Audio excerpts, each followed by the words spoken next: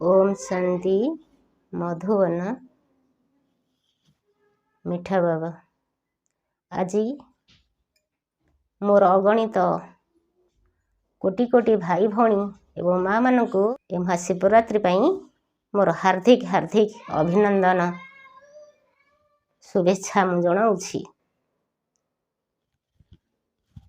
से परम पिता परमात्मा शिव बाबा को मु शत शत प्रणाम जनाऊँगी।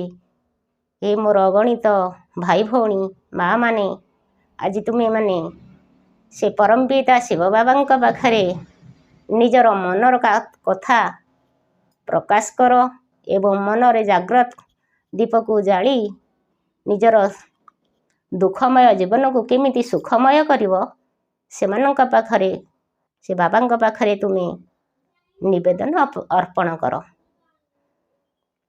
मुक्त मन मुक्त हस्त मुक्त कंठ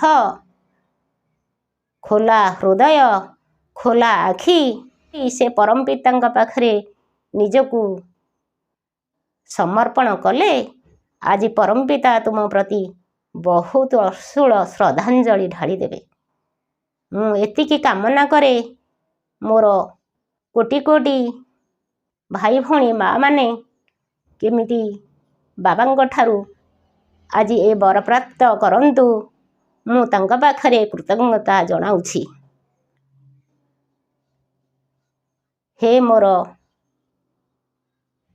भाई भौणी माँ माने मु तुमको पुणी थरे निवेदनर प्रार्थना करुछि तुमे जीवन सुखमय हेउ समृद्धि हेउ।